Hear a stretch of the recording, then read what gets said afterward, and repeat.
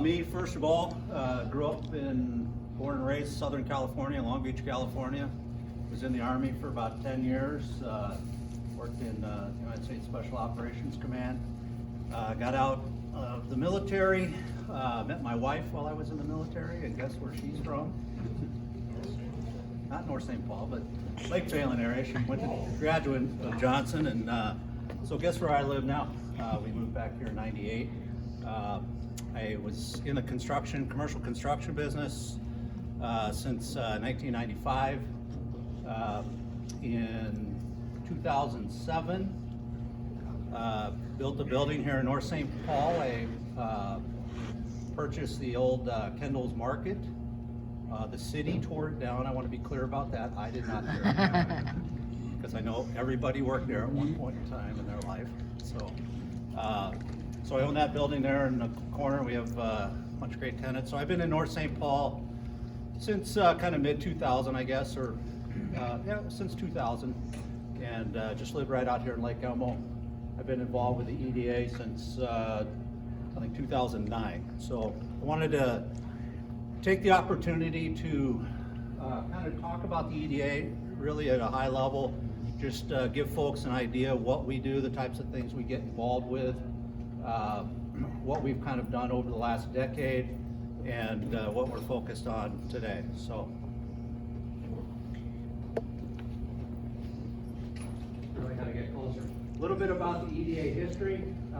Mayor Keene, in 2009, established an 11-member economic development task force because there was some concern at the time that we had a number of vacant lots, large vacant lots in the city, whether they were city-owned or privately owned, and what are we doing about those lots to attract businesses or help get engaged as to what they're going to become, what those parcels will become. And ultimately in 2010, after about a year of work, Mayor Keene and the City Council decided to establish an EDA for the city, and that was established in January of 2010. The EDA is comprised of 7 commissioners. We have 2 council member liaisons, an executive director who is the city manager, John Stark, who's here with us today, and we also have a liaison from the Business Association, Brett Gary. I don't believe he's here today. This is the current makeup of the EDA. Myself as the chair, Kevin Fuller, who owns Reflex Medical down the street here, is the vice chair. Don Jensen's our treasurer. Tom Shifsky, who's here today, is one of the commissioners. Archie Vickerman as well is here, is a commissioner. Mayor Furlong is one of the council representatives, as is Tim Cole, and again John Stark and Brett Gary, who are members as well as non-voting members. What is an EDA? The authority is appointed by the City Council and authorized to conduct economic development activities in accordance with the authority's bylaws, the Minnesota statutes that govern EDAs, as well as the city's comprehensive plan. A little bit about kind of EDA powers and duties. So I put a couple slides in here about this to kind of demonstrate the types of things that an EDA can do. Now, everything that's listed in here, that doesn't mean we do everything, and I want to be clear that the EDA, although we're an authority authorized by statute and approved by the council, we do work very closely with City Council in the vision for the city, as well as other commissions within the city, Planning Commission, Parks, etc. Some of the duties and powers is to establish economic development districts, establish areas you'll see like in the comprehensive plan and the redevelopment master plans coming out, areas of focus for economic development. It can acquire property, lease purchase, or through lease purchase or condemnation. We've never condemned anything that I'm aware of. We can acquire options on property. We can make contracts for the purpose of economic development. We can enter into partnerships as a limited partner. Let me back up to that one. So, those are important. It's it's becoming very common in development around Minnesota, around the country, things they call public-private partnerships, where you get a municipality or state or regional government that gets involved with private business to affect some outcome. And I think we've found both, not only here in North St. Paul, but certainly around the Twin Cities, we've seen that be extremely successful. The federal government has been doing it for quite a while. And it's a good mechanism to reach desired outcomes for communities or states and local governments as well, to get partnerships involved. We can acquire rights or easements on property. We can receive public property, land, money, or otherwise in any form from the federal, state, or local governments. We can operate and maintain public facilities. So if the city was decide, for example, if the city was to decide to build a parking ramp, if it was something that contributed to the economic welfare of the city, the EDA could actually own, operate, maintain that facility. It's pretty common, well, I don't want to say it's pretty common, but there are a number of EDAs around the metro. I'll use Osseo as an example just because I'm familiar with it. The city of Osseo has a very strong EDA. They've been in, they were formed many, many years ago. And if I'm not mistaken, I think the EDA in the city of Osseo actually owns every public building. It's actually owned by the EDA, not directly by the city. And there's a lot of nuances in statute in terms of what that means and what that gives the EDA ability to do versus a city council if it was just owned by the city. Then there's numerous other powers that are authorized by the state statute, but too long to mention. So that's just a kind of a brief rundown of the duties and powers that are authorized to the EDA. What's the mission? The mission is to work in concert with the city council to achieve a shared vision of building a strong, adaptive local economy. Kind of key word to me in this is the shared vision. That's something that as an EDA, we've worked hard over the years to try to understand that. I think we're making a lot of very concerted effort right now to understand, what is the vision? Because, what the mayor thinks might not be the same thing as the council members, might not be the same thing as the business owners. So what does that shared vision look like? Let's try to get to some alignment about what the vision is for the city. Some of the key mission functions. Setting a strategic vision for the economic development is framed in the city's comprehensive plan. Sounds good. I don't want to misrepresent it. We don't just sit at the table and say, okay, here's a strategic vision. All of this stuff just, it unfolds over months and years to get to a point where we really understand what is it that we are trying to do collectively, and no matter what the plan winds up looking like on paper, as most things in life, inevitably it always changes. We got to call an audible and do something different, but got to have a plan, and we try to set one. Defining and guiding the tactical economic development agenda. And what that means to me is that we're doing things with a purpose. We're not just seizing opportunities as they walk through the door. That can be a huge mistake for any municipality. Anchor Block, good example. The Anchor Block site, when they vacated, we saw any number of proposals that came through. I mean, I think Walmart was the first one at the doorstep, right? And and we could have probably taken it, and that lot would have been vacant for about 10 seconds, but we'd have a Walmart down there. Is that good or bad? Don't know. I'm sure there's varied opinions on that, but the decision was made that that's probably not the right direction to go. I think at the time, actually, Jerry Bell was the chairman of the EDA at the time, and he had some fairly strong words that I probably can't repeat in here about whether we would allow Walmart there or not. Attracting, retaining, and expanding businesses within the city. All different functions. Business attraction. One of the things that, 10 years ago, to try to get businesses to come to North St. Paul, what are we selling? What did we have to sell? We had to sit down and figure that out. Why would a business want to come here? I'll use an example. We had to dig deep to find reasons, right? Because, you know, it's considered kind of a bedroom community, blow-by community for people heading out to Stillwater. So what do we have? Well, when Reflex Medical was looking for a place to locate, as an example, one of the things that they were required to do for their customers, they had to have a facility that had redundant power systems. Well, because we own our electric utility, we were able to get them in place and guarantee them that should they lose power, they would only be down for a very minimal amount of time. I don't know if that was the end catalyst, but it was certainly one of the catalysts to get Reflex Medical in our community, and they've since expanded, and if they had their way, they'd probably triple in size right now. So we had to, you know, dig deep on that. Now, as things are starting to unfold within the city, we're bringing in more and more residents through multifamily. There's been turnover in the single family markets in terms of the demographics. We have a number of other opportunities within the city. Attracting businesses becoming, I'm not saying it's easy, but we have a lot more to sell.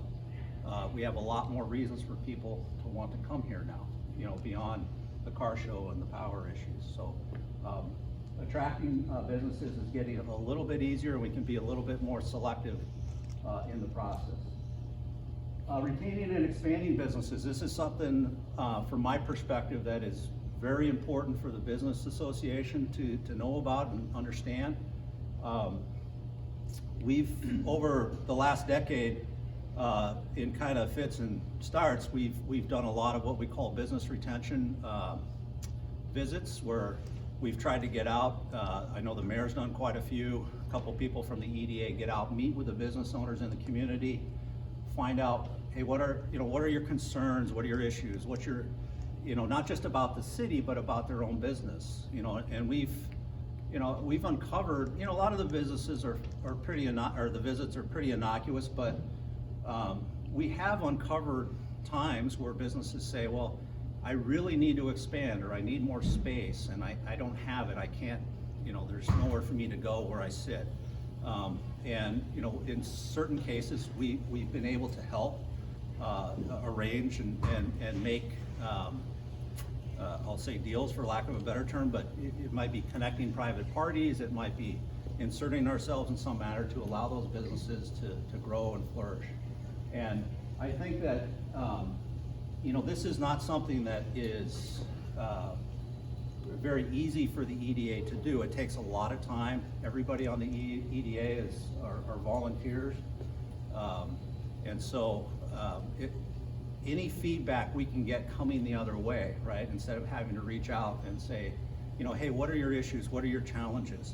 If we can encourage people within the business community to know that there's an open door and you can come and say, hey, I have this challenge. Is there anything you can help me with? I think that's very important that we spread the word on that and know that the EDA is open for those discussions. And maybe we can help, maybe we can't, but we certainly like to hear about it, and we prefer to hear about it before somebody is packing their bags and leaving town for greener pastures. Promoting the city both internal and external audiences, business association, businesses in general, the broader community, but of course external audiences too. We work a lot with a number of the brokers, you know, the big brokers, the CBREs, these big guys that you see around town, to make sure that they understand that North St. Paul is an option. You know, we have a lot going on here. There's a lot of good things happening in the city, and as we've completed a number of these developments, I think that a lot of them have taken note and certainly are looking at North St. Paul as an option for their next venture. How we function, how the EDA functions. Part of our function is to enhance marketability and regional competitiveness. Again, getting out there in the marketplace, making sure that folks know you know, about North St. Paul, North St. Paul being an option. And this, you know, it sounds again kind of mundane, but I went back and looked, and I've been involved.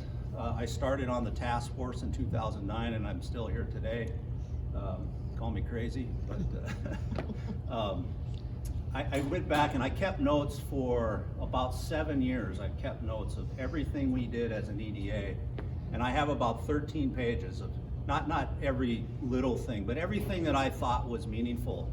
And in prepping for this today, I went back and I was reviewing some of the things that we did, and some of it seems so simple at the time, but I look at stuff we did back in 2010, 11, 12. You know, we didn't have a website. We didn't, you know, available parcels that were available for sale, whether privately or publicly owned. We had no outside exposure to the outside world that, hey, we got a piece of dirt here, are you interested? You know, getting things on the website, understanding that we had an EDA and folks that could help with that. Just little stuff like that in terms of enhancing the marketability and making sure folks were aware that we're here. Leveraging public sector resources and encouraging private sector investment. You know, there's a lot of, you know, there's always discussion about, you know, should a municipality, should a government of any size or shape be putting their, you know, their thumb on the scale to make something happen? And, you know, we could probably debate that all day long. But one of the things that we try to do, I don't think the North St. Paul EDA is a rule, number one, because we don't have the resources, but there's not a lot of that, you know, kind of putting the thumb on the scale stuff. A lot of it is really getting engaged and trying to solve the challenges of businesses, either folks that are looking to develop or people that are here looking to expand or do something with their business. Try to get engaged and kind of marry the two. You know, what can we help with, but really encourage the private sector to put the money in the game. And we really do try to focus on that. Advocate for policies that attract private investment. This is something that, again, is this has been on the table for over a decade, and I can say from my own perspective, I was in the construction world, done my own development, worked with developers. This is something that the city has gotten way better at than we were 10 years ago. The biggest challenge and the thing that developers dislike the most is uncertainty in what they're about to get into. You know, if I come into North St. Paul and I spend money to do a study, a survey, plans, whatever, drill holes to find out what the dirt looks like. If I'm gonna dive into that, how certain am I about the city's process and getting through to the end where the council finally stamps it to allow my development to go forward? 10 years ago, it was the Wild West. A developer come in here and planning would say, this is great. EDA, if we existed at the time, they'd say, this is great. Everybody'd say it's great. A couple council members on the side would say, it's great. And then they'd get to the table and squashed. It takes about 5 seconds for word to spread around the development community that that's what's happening in North St. Paul, and everybody runs. So we had to fix it. And the city, primarily the council and planning and folks have really done a lot of work on that over the last decade. And I do believe that now, when developers come to the city of North St. Paul with a plan, a concept, an idea, they're getting a straight answer about that certainty. You know, and they have to make their own decisions about whether they're going to spend the money or not. But if they get down a path, they can do it confidently, knowing that whatever they heard from the city, you know, or their representatives, they can take to the bank. The other part on that, on advocating on policies, I think it was in 14, was it zoning code redone in 14? Anybody in the room know? Something like that. There was some real wholesale changes that we made to the zoning code. Where the Sentinel building is now, the new apartment building on the old City Hall site is a good example. There was a developer that had proposed a project there, and it met with a lot of resistance because we had something in the zoning code that said basically in what at the time was considered the diversified district, so anything on the downtown strip here basically, you could not have residences on the first floor. It wasn't allowed. Well, that site sat empty for 15 years. I don't, you know, however long when the City Hall fire station got torn down. And that was a big hurdle.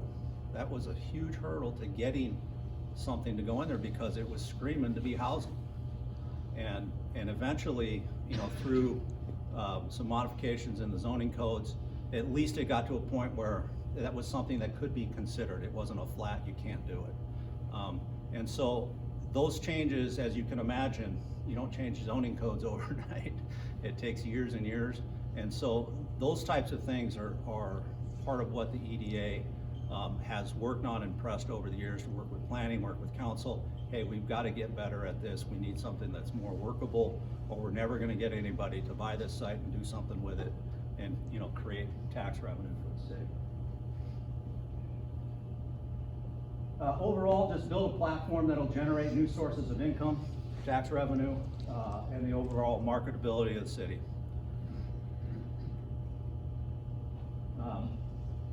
Creating platform policies and environment for development is an extremely long process. You know, again, EDA started in 2010. Here we are in 22 now, I guess. So 12 years later, or 11 plus, you know, we look around and we see everything going on down at Anchor Bank. We see the Sentinel building, we see the Sweet Living. A lot of the stuff that's been done over the last really 5 or 6 years at the most, all of that stuff was really a long time in coming. And I've got a couple slides I'll talk through just to demonstrate how long things actually take. It really requires continuity and commitment to the vision. That's very critical to the long-term success of economic development within a municipality like ours.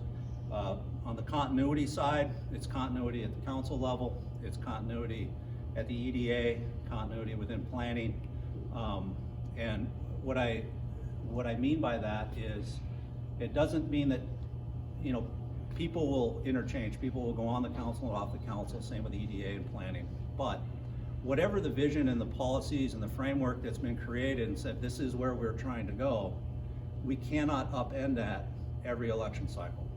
If you do that, it creates, again, a huge uncertainty for those developers, and they say, no, we're gonna have an election, can't do it, right?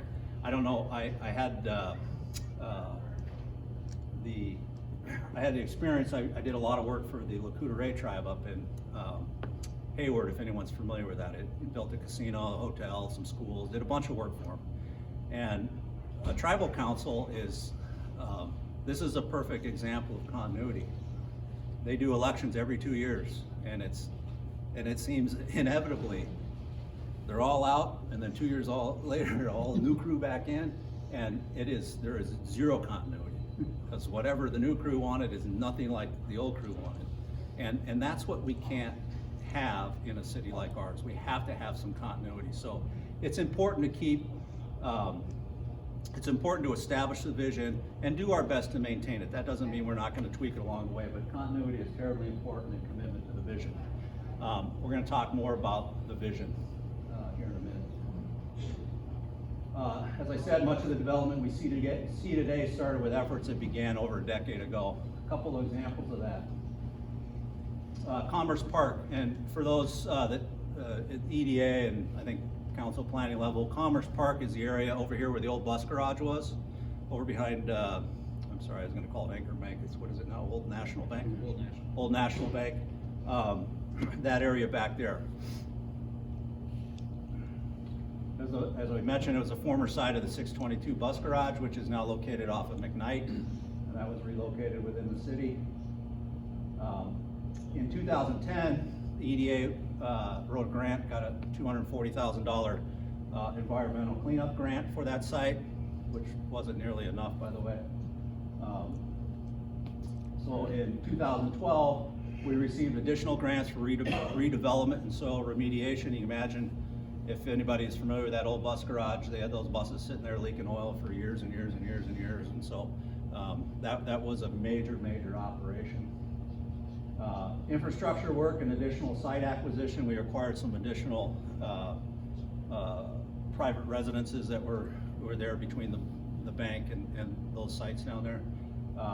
And then put in the road network and new utility infrastructure to support whatever would wind up there. And that was done in 14. Completed the deal with Sweet Living, I think it was around 2018. And then in 2020, eventually opened, added about $4.5 million to taxable real estate to the city. But you can see, I mean, that was a 10-year process. That's how long it took to get something done over there. And it wasn't as clean as it's labeled out here. We went through lots of gyrations. We probably talked to, I would say, no less than a half a dozen serious contenders to put facilities in the Commerce Park area before we wound up at Sweet Living. So, but they added jobs. They were going to build a nice building. So ultimately, that's the decision that was made. Another one we're all familiar with. We call it Anchor Commons. That's the old Anchor Block site. Former site Anchor Block. They moved out. I want to say they moved out in like 2005, 6, something. Does anybody know? They moved to Shakopee. They basically picked up their operation, moved to Shakopee, and we were staring at an old silo type building. I'm not sure what it was for a while. They eventually tore that down, and then they're paying tax on unimproved land, which is not much. And in 2010, the EDA commissioned, through a grant, commissioned what we call the Northbrook Study. And again, this is not something, well, what do we do with that site? It was a couple years, or the prior year, we had determined that we really have to pay attention to our gateways. We determined McKnight and 36, Division and 36. I always want to call it Century, and I get in trouble because it's Division on North St. Paul's side. Division and 36 as being our two primary gateways to the city. So we really needed to understand what we wanted those to look like. So we commissioned the Northbrook Study, which basically laid out what was possible.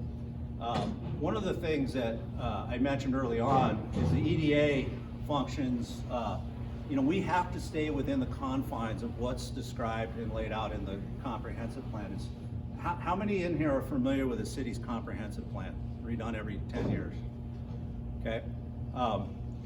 The comprehensive plan, I consider it a very, it touches a lot of things. It touches housing and transportation and all kinds of things that the city will do so that the regional planning folks can make sure that it fits within the plan, into the overall plan. But it's very broad. It doesn't get into what are we going to do on the anchor site, right? It certainly asks for what do we think it is, what have we designated it as? And I always remember back to, I think it was, I don't remember the years of the comp plan, but I think it was the 2010 comp plan. And I always laugh about that because in that comp plan, I'm telling you, what they showed on that site, it looked exactly like the Bellagio, exactly. And I always thought that was funny because it's like, how realistic is that, right? We're not going to put the Bellagio on the corner of McKnight and 36. No. But well, I didn't have the water. What's that? We didn't have the water. We didn't have the water piece, right? But it was a pretty tall building. Anyway, that was early on in my tenure. But so we kind of learned that we do have to operate within the confines of that. But we commissioned the study to drill a little deeper to understand. We had a lot going on down there. We've got Tom Shifsky and his wonderful plant down there.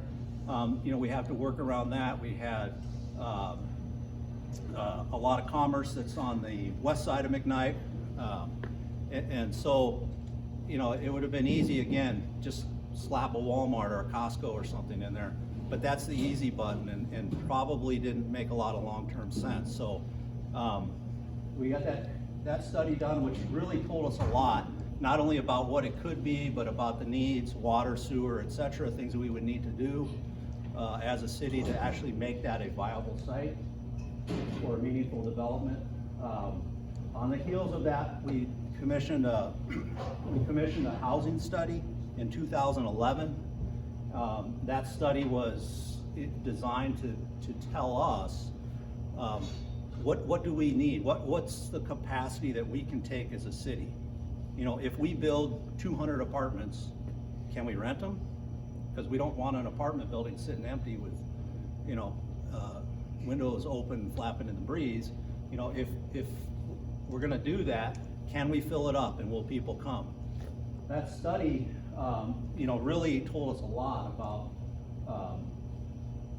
that study really told us a lot about what was possible and what the capacity was for the city. The numbers were a lot higher than I think, at least that I thought they would be, in terms of what we could take as a city.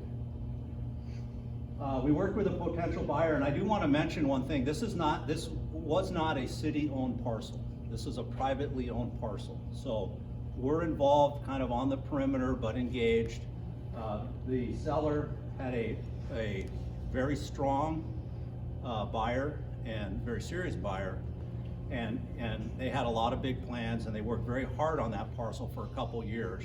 And we worked closely with them on their plans and what they were thinking about doing for a couple years. Eventually that deal fell apart, and it kind of fell apart, I don't want to say in dramatic fashion, but for lack of a better term, it fell apart quickly. And the seller of the parcel came to the city. I know that the mayor and I met with them. I think there's some other folks in that meeting. And so as a result, we wound up having conversations about, you know, what could happen here, what can the city do to help. And the city, you know, I put the city purchase aside. I don't know if we actually purchased it, but it was you know, we stepped in, we said, look, we've got to create, the big problem with the site was a lot of cleanup required, and no person was going to take down the entire acreage, and you can't parse out cleanup. That's not cost effective. So we got in, came up with a plan to basically get the whole site cleaned up, put that connection road out to McKnight, get a signal in on McKnight, and make it, and then parse it out. And essentially all of the parcels were pre-sold, you know, when this deal was done. So we already knew what the back end looked like. And today, down there, you got the M&I, you got 110 townhomes, which I think are largely complete. I think they've sold and all but 10 are occupied, I believe, is the numbers that I have most recently. 89 apartments that are scheduled to come online here in early spring. The extra space storage and of course Quick Trip, all coming online 21 to 22, and that generated about $63.5 million in taxable real estate income to the city. And again, this is a decade-long process. So all of that stuff that's happening down there just didn't crop up overnight. Current activities, we're working on the redevelopment master plan. If you're not familiar with it, I would encourage you to get online, take a look at it. I personally see this and try to emphasize that this from my perspective, it's the key vision alignment tool for the city.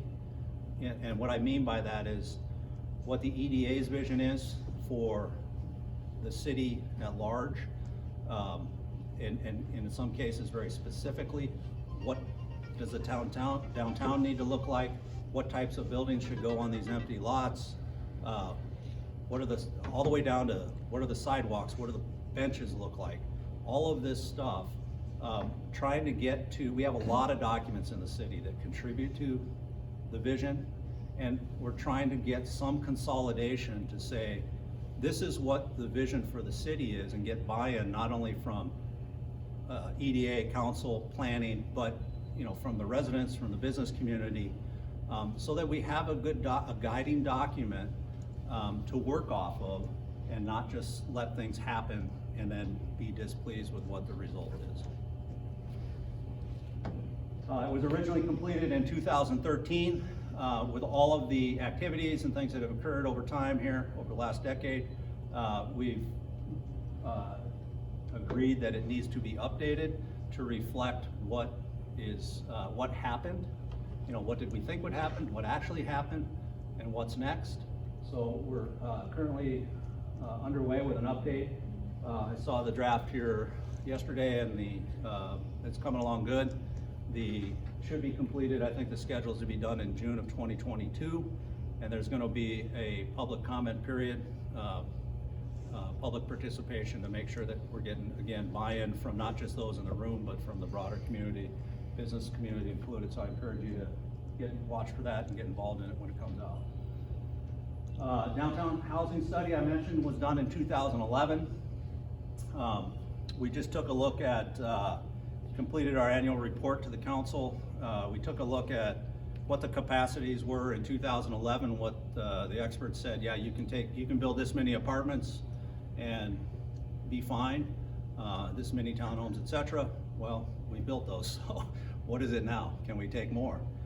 If somebody else wants to come in and build an apartment, does it make sense? Can we, the market has changed, as we know. There's been a big kind of movement away from the city into the suburbs. We would be considered a suburb, I believe, first ring suburb. So what does that capacity look like now? Can we take more? And we want to get that done to just help, again, guide our decision-making process and our recommendations to council as we move forward. So that was originally completed in 11. As I mentioned earlier, it demonstrated a clear need that we did not have enough of certain types of housing in our community. New study plan for 2022, and I think it's actually on today's agenda to provide approval to go out and get that study done. So some of the ongoing efforts. We're 3.1 square miles, I think, as a city. Not a big city. A lot of it's taken up by single family, public area schools, etc. So we're not, we don't have a plethora of dirt for people to do things on. However, economic development is something that is just an ongoing process. We do have sites. We still have sites down here in Commerce Park. We have the old BB gas station that city purchased, and we've cleaned up and leveled that. We have between Sidewinders and is it still a tattoo shop, where the tattoo shop was, the old medical center site that was flattened 8, 9, 10 years, a long time ago. So there are still infill possibilities. There's parcels across the street from the city hall that are available for development. And so there's still a lot to do, and there will be other changeover. Businesses will come and go. Buildings will get freed up and become available. So still a lot of work to do, a lot of things to look at. Assessment of required services based on the new dynamics. What I mean by that is we just put in a couple hundred and probably another 100 more once the apartment building opens down on Anchor Block. We've got the Sentinel building. There's another 100+ residents in the city. Some might be relocated within the city, but a lot are coming in. Where do these people eat? Where do they get their coffee? What do they want to do? Do we want them to get in their car and drive to Maplewood or drive to St. Paul? I would offer that that's not what our business community wants. We want them to stay right here. So we have to continually reassess that and understand, how do we keep those people here in our town and that revenue here in our town? So that's something that we're looking at constantly. Foster business retention and attraction. Again, that's something that never leaves our radar. Admittedly, we try. We're not always the best at getting out to the business owners and the community. We really need some reciprocation there. If you have a need, please come to us. We're trying, but we can't get to everybody. So if something comes up before you pack it in, or decide to do something different, please come and have a conversation with us. If we can help, we'll certainly try. Highway 36 and Division Interchange. Right now, if you guys are if you're around when the Margaret Street reconstruction happened, we lost a major access point to the downtown on Margaret. We still have it going westbound traffic, but we don't have it eastbound traffic. If something, I'll call it dumb, like that were to happen up here, and we would lose access to the downtown district at 36 and Division, that would be very, very bad for the city. So we are keeping a very close eye on what's going on down there. Right now, there is nothing on the 10-year MnDOT plan for the reconstruction of that interchange, other than they are currently doing a study along Highway 120 for reconstruction and maybe some roundabouts, not sure. The that intersection that I'm talking about is carved out and will not be part of any work that's occurring as part of that plan.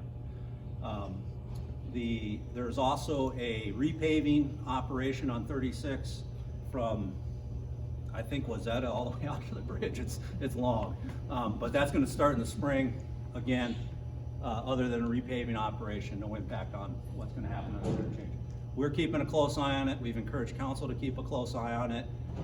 We are doing meetings. There have been meetings conducted with the elected officials of the surrounding communities and the counties, but something very important to keep an eye on. One of the things that I talked about, developer uncertainty. We had a developer at one point, we actually signed a letter of intent with, that was looking at all of the parcels from the bank, including the bank, all the way down to the BP, all the way down to the state trail. Had very grandiose plans. Whether they were good for the city or not is debatable, but you know, they really wanted to do something. At the end of the day, they opted out, and the reason they opted out is because the uncertainty of what was going to happen at that corner. And that's the type of uncertainty that we have to deal with and make sure that we stay in front of. So we've got to get the best deal for our city when MnDOT decides to do something down there. And I think we all know they will at some point. Hillcrest Development. If you're familiar with the Hillcrest Golf Course, as you know, that closed up a couple years ago. It's currently owned by the St. Paul Port Authority. They have plans to do a lot of development over there. I believe this is important for us to watch and keep an eye on. We do have a relationship with the Port Authority right now, and part of that is designed to remain in close contact with them to understand what is happening down there. Again, although it's not in the city of North St. Paul, it abuts it. It's very close. And if you look at the plans they have down there, they plan to put a lot of people in there, a lot of residents. It's not going to be, there might be a little bit of commercial stuff, but it's a lot of housing. And if we think about that as a city, again, from the business community and why it's important, if they put 1,000 people in that development down there, where do they go? Where do they go to eat, buy a beer, get groceries, do whatever? They can go over to, I think it's called the Hillcrest area of White Bear Avenue. They can go down to Sunray, or they can traffic right up to Maplewood. And we don't want them to do that. We want them to come here. So we got to have something to offer. What is that? Don't know. But I assume it involves food and drink and groceries. We're probably not going to have a grocery store downtown, but you know, we've got Cub and some other things. So we're keeping a close eye on that. New normal impacts. You know, COVID has created a new dynamic with how people function at home, at work, and it's something that we're looking at. And how does that affect decision making that's occurring? You know, what do people want these days? I think that we all know everybody's starting to work from home. So when these developers are coming in with their plans, okay, that's great. Are they going to accommodate people's ability to work from home? Simple stuff like that. And there's a lot of other impacts that come with that, but it's something that we talk about, we consider. We can only, you know, there's only so much we can impact, but we at least need to make sure that we're talking about it and understanding that in our decision-making process, we're making good decisions that, you know, feed into whatever the new normal is going to be here. Why do we need an EDA? You know, prior to the establishment of the EDA, there was minimal proactive effort to attract and retain businesses. We just kind of, my term, we just kind of let it happen to us. You know, I'm a business owner, just like a lot of you in the room. I don't think that's a good plan for success. You know, if you just let things happen to you in life in general, it's probably not going to go the desired way. So you got to have a plan. One of my favorite quotes: "You have to be very careful if you don't know where you're going, because you might not get there." And so, this is what the EDA tries to do. Let's try to have a plan. I can tell you, over the last decade, I can't think of. I'd struggle to think of 4 or 5 things that happened exactly as we planned. You know, it's constant gyrations and movement and adjustments to get to whatever the end result is.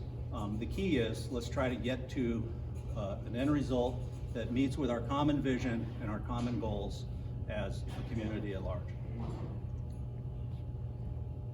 Future of the EDA. When we started in, I only have 100 more slides. I think this is the last one. When we started, I remember Jerry Bell saying, you know, if we do this EDA will have no spine or no backbone or no stroke for 20 years. That's what he said. He said that's how long it takes to build an effective organization like this, where we can actually have meaningful impact on what's happening in the community. We're not there by any stretch, but I would say that we've done a lot in a decade. I think we've helped the cause more than we've hurt it. And you know, we've done what I believe are a lot of good things for the community. So, but there's still a lot of work to do, as I mentioned. We're fortunate to have a strong group of leaders on the EDA throughout the city council and city staff that are committed to the EDA's mission. I think we need to leverage that, continue to grow it, build it, utilize it in the best manner possible, so that, again, we can get the best outcomes for our city. Strongly encourage, you know, high-level engagement, fresh ideas from the business community. We talked about the continuity. Continuity is important, but people are not going to stay on the EDA forever. Okay, we have. I just heard today, Mr. Shipsky's decided to hang it up, not from the EDA, but from his day-to-day grind at the asphalt plant. And so, you know, and one day he's going to come and say, I can't do the EDA anymore. I've been doing it for almost 12 years. I can't be here forever. We need to get folks from the business community that have strong, fresh ideas and willing to commit some time and continue the goals and the mission of the EDA. So I strongly encourage you, come and attend a meeting, come check it out, see what it's about, see the things we talk about, see if it would be a good fit for you. It's not a huge time commitment. We tell everybody that, but it always winds up being more than we tell you. But please come and check it out and see if it's something you'd be interested in. Thanks for your participation, and if you got any questions, I can certainly take any questions you have.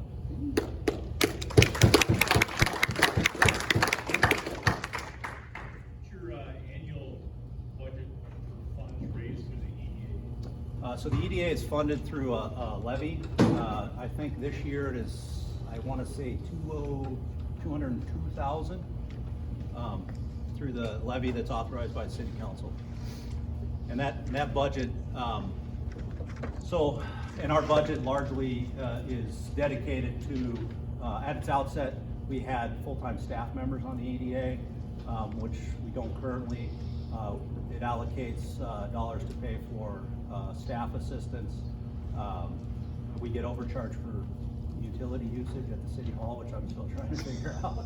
But and then a lot of those dollars become, I shouldn't say a lot, the remaining dollars become discretionary in terms of that allow us to take on some of these studies and do some of the work that's required to help create the vision plan. When are your meetings? We meet on the second Tuesday of each month. Middle of the day or? 3 o'clock. Yep, we have a meeting today from 3 to 4:30, and we meet at City Hall. I don't want to open this up for debate, but has there been any talk of 5G towers? That's not something the EDA's been involved in. I mean, we had I don't know if I was here, I said on some other stuff, but Was water tower? 5G. Oh, 5G. 5G. We did pass an ordinance for 5G, but we don't have anything. It sounds like the council passed an ordinance permitting 5G, but there's nothing in town at this point. Not something that's hit the EDA table. Yes, ma'am. Does the EDA get involved in buildings that are just sitting empty? We try to. I mean, we have one next to us, Yep. and I mean, it's quiet, just a good thing. Is it, which? K&J. Oh, K&J? K&J. Okay. Yeah. So K&J, that parcel conveyed, ownership, I think back in February. There has been, to the best of my knowledge, I think there's been some plans submitted to planning. I don't know the status of that property.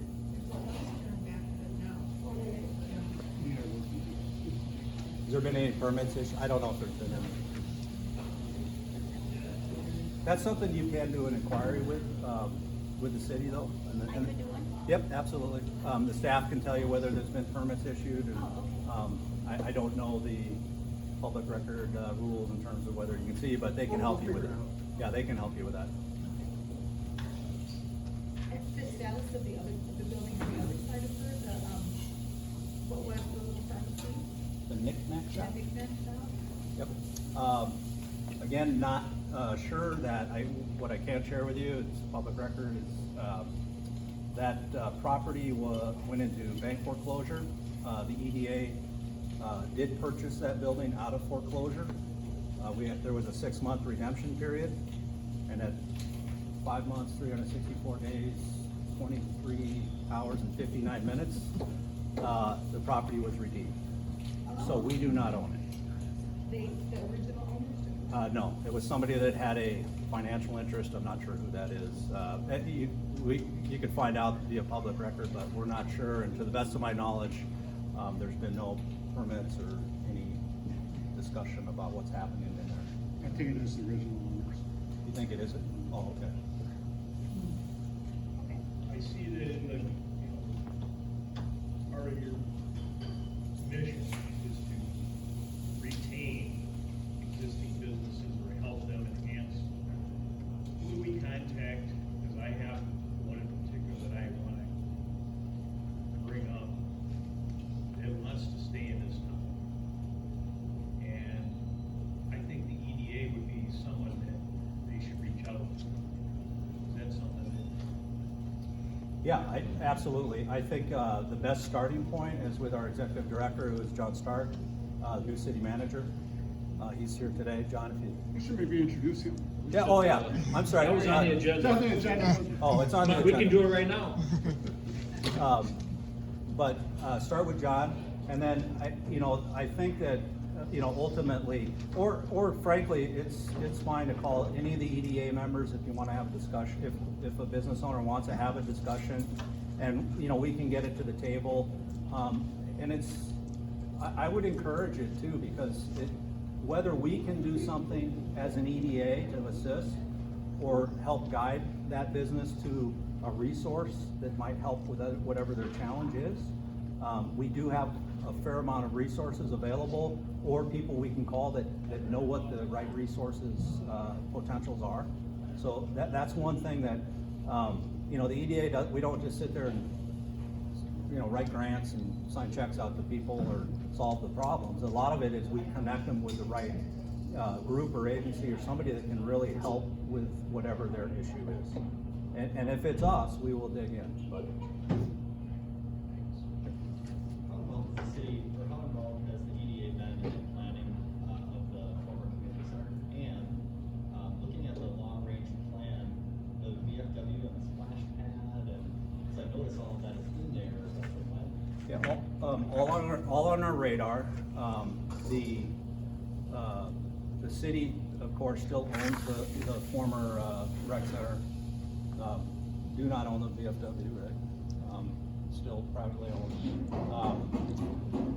All of that is certainly on our radar, and we are keeping close tabs on what's happening there. I think, in fact, in our annual report last year and this year, we do mention to the council that it's something that we're watching closely, because whatever the disposition of that property becomes is a game changer.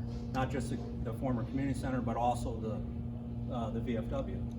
Oftentimes we look at, and this can be a little bit contentious sometimes, but when we look at the visioning and what can happen, oftentimes we'll be looking at a parcel that's occupied and running perfectly normal, and it might be doing fine, but we don't really, we look at things from a very long view, and what's the highest and best for the community. And so that is a significant parcel that we're keeping our eyes on. My understanding, I think you know this, but, you know, that's under contract till the end of the year, and, One follow-up question, what impact on businesses in the area do you think it'll have to remove 150,000 visitors from downtown? yeah, it's significant. I mean, if we're, you know, if we're talking about that facility itself, I mean, you know, there's probably, this is Robert's opinion, not necessarily the EDA's opinion. Like with anything, right, it's the quality of a visitor, right? What is that visitor doing when they come to town? You know, do they pull in the parking lot, watch their kid play volleyball and then go home? Or, you know, do we have the ability, if you look at some other communities, and how they've leveraged some of this youth sports gathering, I'll call it, right? Take, you know, Woodbury, you got an ice arena. Well, what's next to the ice arena? A bunch of places to drink beer, right? So all the parents go home and drink beer. So if you can leverage it appropriately, yeah, 100,000 plus visitors throughout the course of the year, if it, you know, if it's meaningful to the community, I think that's great. You know, just what are you doing with it? All right, just to be. Good? Yeah, thank you so much. Okay. What a great way to kick off the new year.